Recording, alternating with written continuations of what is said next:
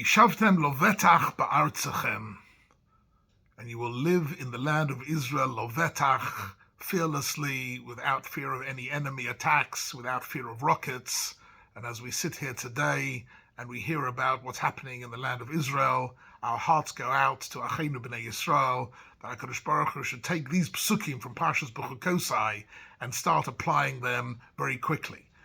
Vishavtem lovetach ba'artzachem, to live in Israel, lovetach, with bitachon, with total security.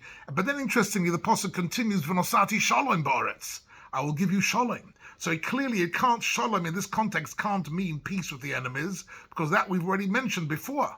Vishavtem lovetach ba'artzachem, that all your enemies will leave you at peace. So what is v'nosati shalom ba'aretz? So Ibn Ezra explains to us with one word. V'nosati shalom ba'aretz, as the Ibn Ezra, beinechem, among you, that there should be peace among Klal Yisrael, that the Klal Yisrael with each other should have peace. And the Ramban picks this up as well, that clearly v'nosati shalom ba'aretz is a necessary condition in order for Yishavtem lovetach ba'artzachem. Somehow the way we live peacefully with each other is a key for HaKadosh Baruch Hu to enable us to live lovetach ba'artzachem. But it's interesting that Parshas Bechkotai gives us a description of the best possible world and of the worst possible world. In English, we would say that Parshas Bechkotai contains a description of utopia and of dystopia. In other words, utopia, so because the word utopia, when Thomas More wrote his book 500 years ago, utopia was a fantasy. Utopia, in fact, in Greek means no place, it doesn't exist. The best possible world is simply an exercise in fantasy. But in Parshas Bechkotai, it's not an exercise in fantasy at all. It's the goal of the Jewish people, to live lovetach ba'artzachem, v'hishalachti b'sochachem, to feel the presence of HaKadosh Baruch Hu, and that the bris, the covenant with HaKadosh Baruch Hu, we renewed, v'olech eschem kemamius, and live a life of certainty and of pride in the land of Israel, free of any fear of any dangers of any sort. This is not a utopian fantasy, but this is really the goal of the Jewish people.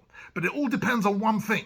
And that's the opening pasuk of Bechkotai, which I'd like to have a look at closely just for 2 or 3 minutes, and give you 3 different perushim to this pasuk. The pasuk reads as follows: In Bechkotai teilechu, v'mitzvosai tishmeru, v'asisem osam. So there are 3 different parts to this pasuk. One is halicha, one is shemira, and one is asiyah. The Torah is demanding from us, requiring of us a commitment to Jewish life on 3 different levels. There is the halicha, b'chukosei teilechu, there is a shemira, mitzvosai tishmoru, and then there is v'asisem osam. So it's interesting to see, first of all, the Ibn Ezra says that this is a reference to lilmoid, lelamed, v'la'asos. Sums up, really, the core of Jewish spiritual existence in these 3 words. Lilmoid means to absorb wisdom, to learn from a Rebbe, to sit down and open up one's heart and one's mind to grasping the values, the mitzvahs, the concepts of the Torah. That's the lilmoid.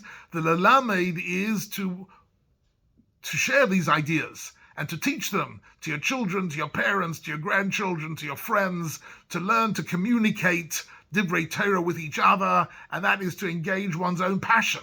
That's an expression of passion. And then the 3rd one is la'asos, the performance, the physical performance of mitzvahs. This is the lilmod, lelamed, v'la'asos. That's the first perush that we find in the Ibn Ezra on this first pasuk. The second perush comes really from the Kli Yakar. The Kli Yakar agrees that in Bechkotai teilechu, that leleches refers to the activity of Talmud Torah, as it says,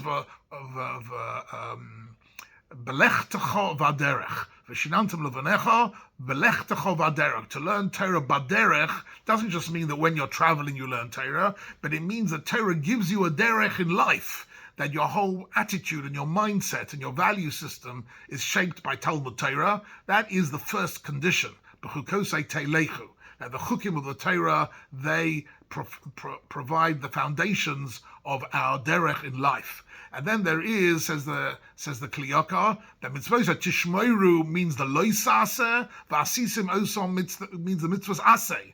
That the Torah contains both prohibitions, which are loisase, things to keep away from, because they will damage us in so many different ways. Every Aveira damages our neshama and damages our society and damages our future. And then there is the mitzvahs aseh, the positive mitzvahs, the mitzvahs of Shabbos and Yom Tov, the mitzvahs of tzitzis and tefillin and tefillah. These are all the mitzvahs aseh which provide us with positive direction and positive meaning in our life. So that is the three parts of the pasuk: the halicha, the shemira of the lo saseh, and the asiyah of the mitzvahs aseh. That's the second parish. That's the kliyaka.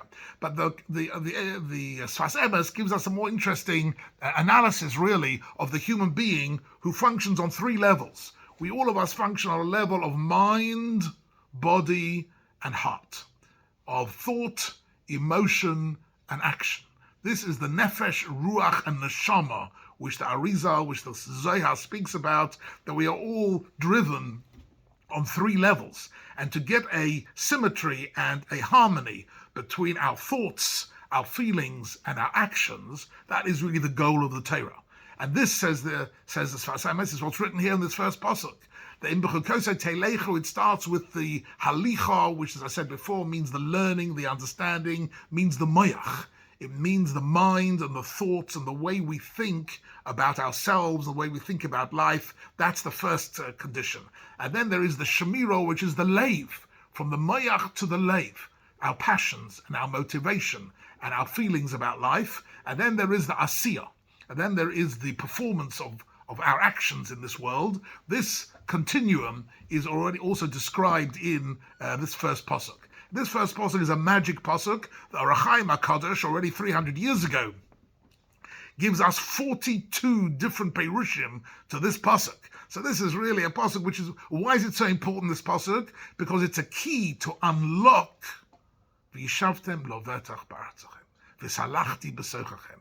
The national, material, and spiritual future of Klal Yisrael is promised to us, all on condition in Bechkotai Telechu mitzvos tishmru v'asisim osam, that we engage with HaKadosh Baruch Hu, with a moyach, with a leiv, and with the guf, and in that way we are able to secure our promise from HaKadosh Baruch Hu, v'yishavtem levetach ba'aretz, that Be'ezus Hashem, HaKadosh Baruch Hu should give us in our generation as well, should give us peace from our enemies, and that the Harobas Reveinu of Adonis Dinenu should protect us, and also Nasati Shalom Ba'aretz Beinenu, among the different factions, we should find a way of live and let live, of living with each other, b'shalom or b'shalva, v'chein yehi ratzon.